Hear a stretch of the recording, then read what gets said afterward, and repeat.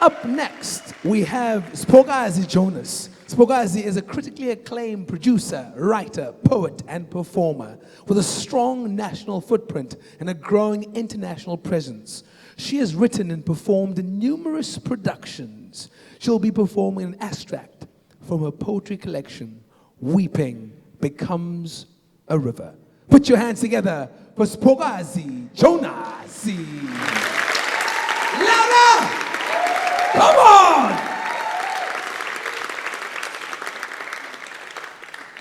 It's not often that poetry follows grunge, but I love the vibe.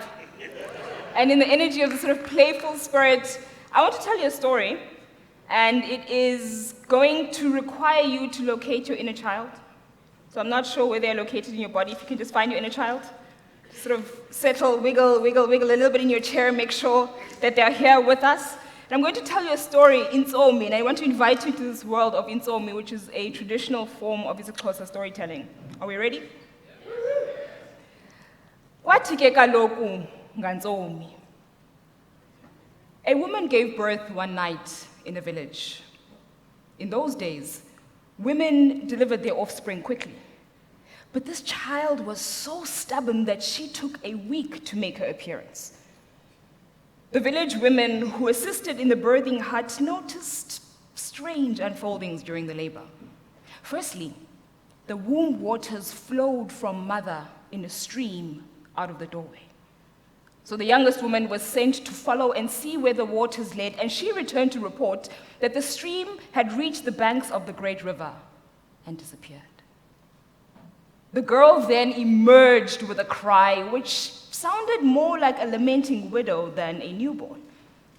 But what frosted the hearts of the women with fear was the absence of an umbilical cord.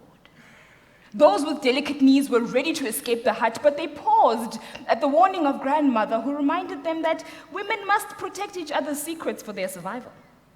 And so they cast their wisdom into the hearth, contemplating how they could fulfill birthing rituals ngaphandle kwengaba. Finally, they decided that they would cut the navel of the baby with a stalk of grass and let it bleed over a slab of mimosa bark.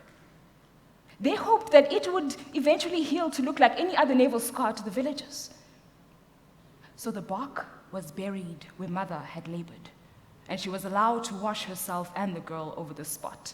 And the women left the hut and returned to their homes, carrying the silence of that night. Back in the hut, the girl would not cease her crying, and yet she refused mother's milk. As midnight stretched its limbs over the homestead, her tears were interrupted by Ikhalanga. Its wings and silhouette cast a shadow into the hut.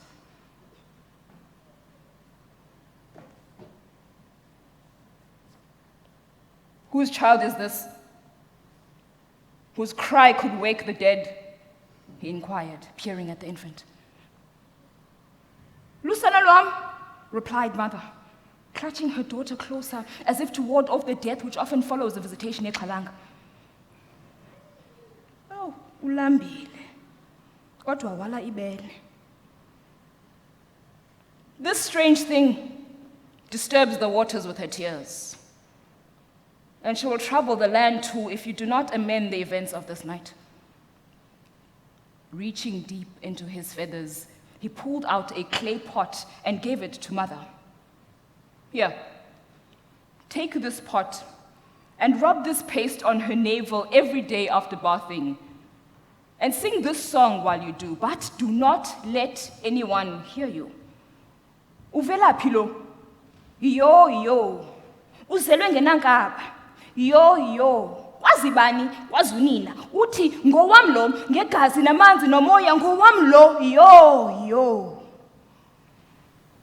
Over time, her scar will change appearance, and even the women who assisted tonight will doubt what their own eyes witnessed. Do this until the girl turns 7, and this change will be permanent.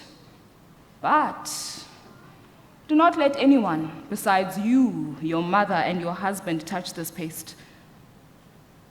On her 7th birthday, all of you will lose the memory of this ritual. Take care of this pot. If it breaks, what will unfold can never be undone. Ixhalanga took off without another word for the stunned women. Phela phela ngantso.